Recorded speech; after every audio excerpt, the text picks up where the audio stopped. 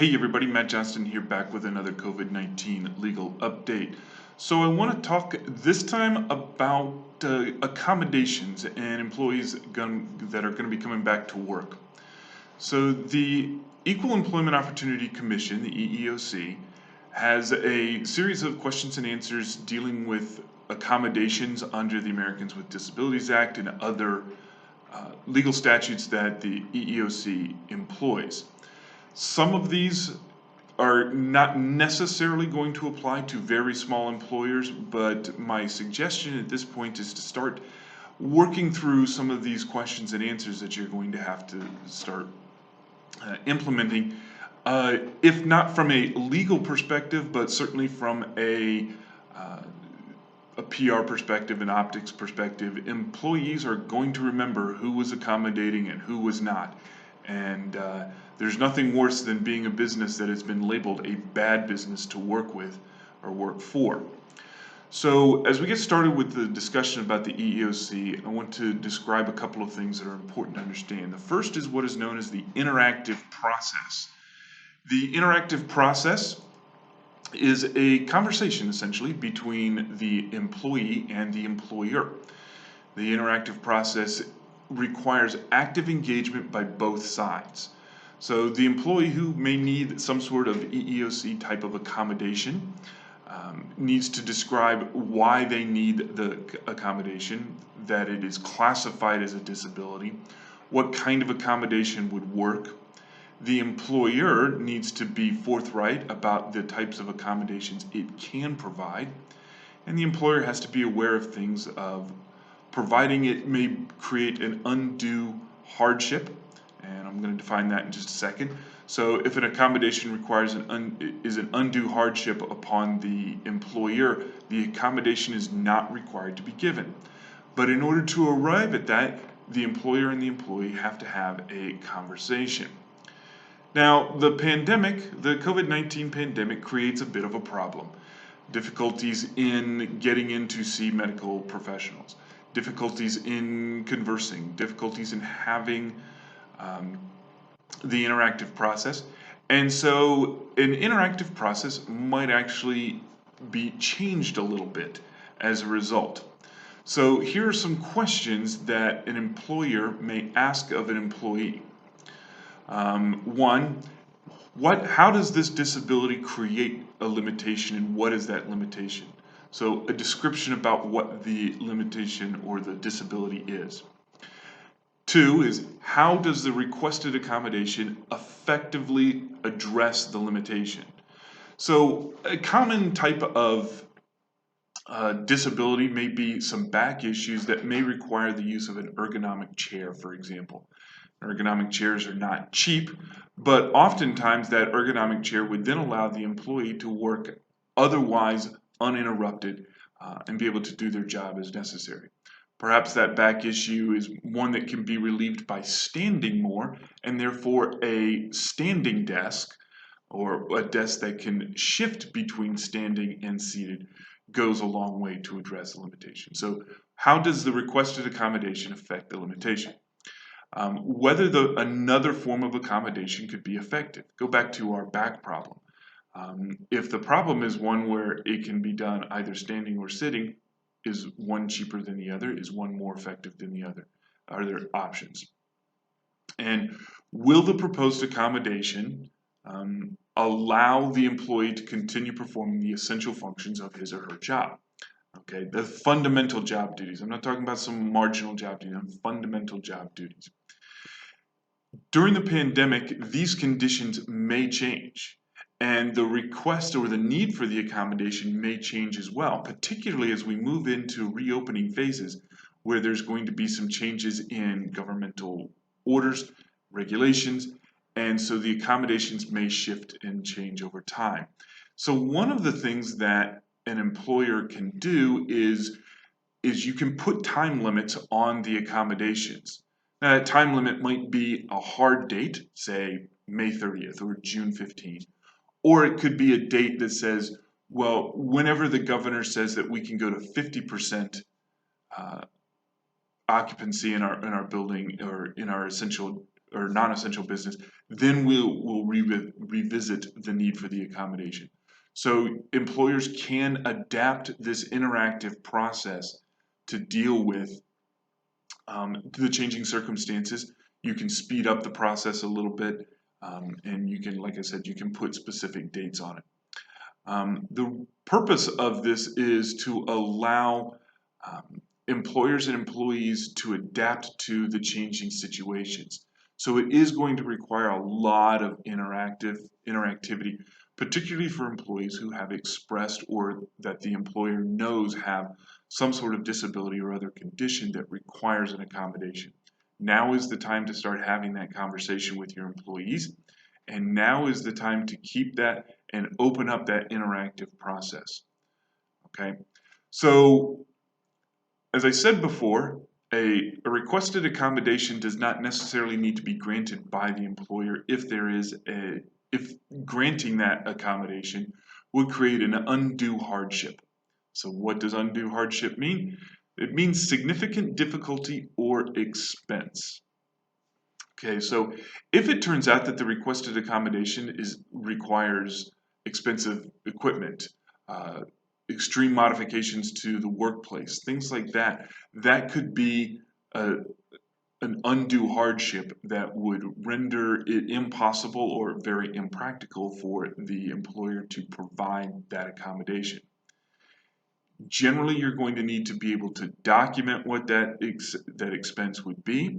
It's part of the accommodation and the interactive process to have this conversation with the employee.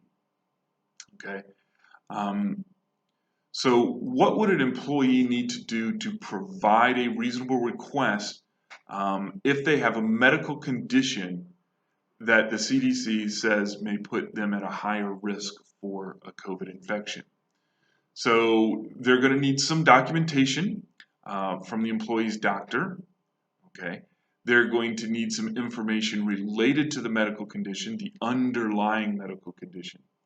And they're going to have to request the employee has to request the accommodation in writing, and then the interactive process begins. Okay. During COVID-19, there's an increased level of stress, and stress and anxiety are real medical conditions, and the anxiety may be exacerbated by the issues surrounding COVID-19.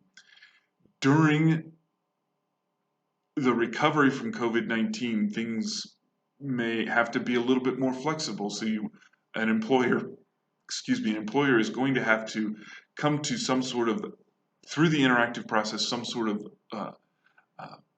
conclusion that this particular person has a disability. That conclusion should come from a medical practitioner. It should not, I repeat, it should not be based upon an employer's personal experience. So if you have an aunt who has anxiety and certain things help that aunt do better in anxiety conditions, that does not mean your employee has the same kind of anxiety and that the same kind of accommodations would work. You're going to have to do this person by person, individual employee by individual employee. So there is some effort that has to be put into there. But once you have that medical documentation, you can also begin the discussion of a reasonable accommodation. There are some conditions that put an employee at greater risk.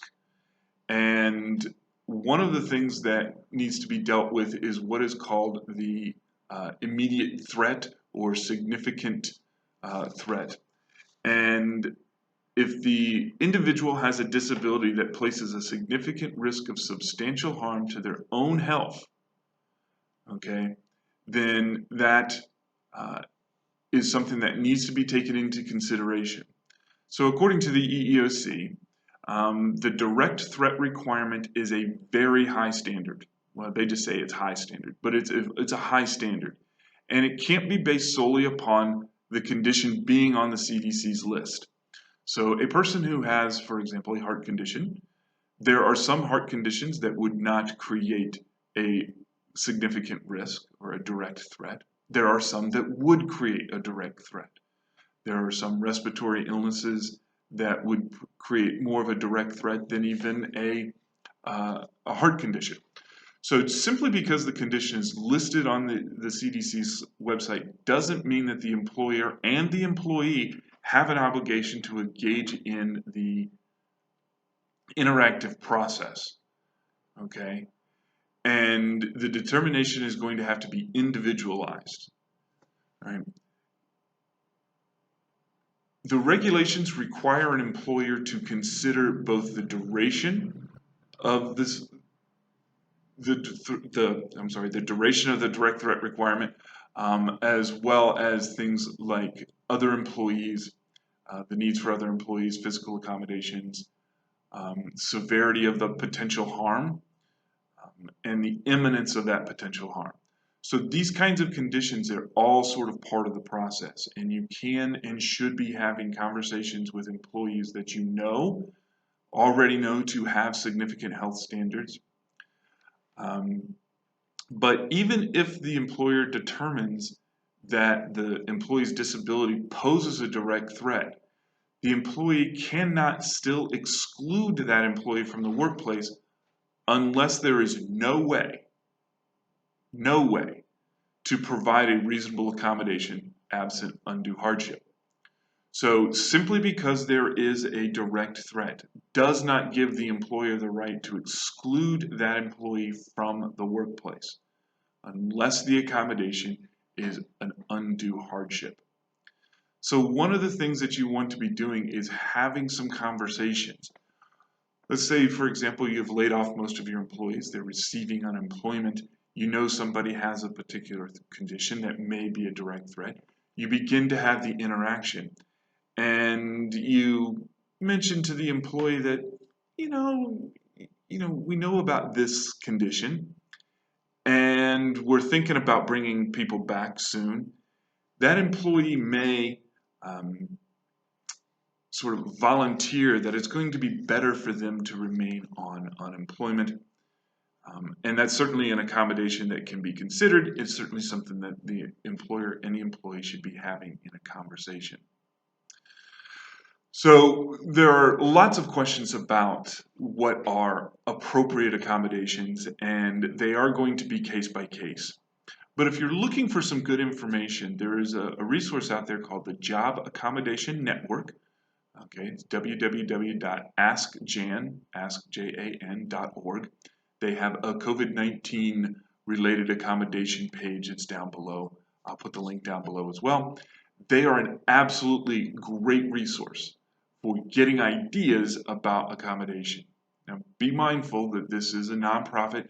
They are not providing specific things that will be automatically accepted by the EEOC. They are just providing you with lots of good information and lots of options. And as always, you have to conduct an interactive dialogue with your employee when you're dealing with accommodations with disabilities and things of that nature. If you have any questions, please consult legal counsel so that you are making sure that you are walking through the interactive process properly and that you're documenting properly. In the meantime, you'll see lots of resources down below dealing with this question. Please check out the EEOC website. They've updated their frequently asked questions so that you can get some good information. And I'll sign off with this. When you are thinking about bringing employees back, this is a time where you're going to have to think about accommodations. Whether you are actually an ADA, Americans with Disabilities Act, covered employer or not, this is a time before you bring employees back to start thinking about what accommodations are going to put your employees most at ease and enable them to work in a safe environment. In the meantime, we'll be back with some other updates later. Stay safe, and we'll talk to you later. Bye-bye.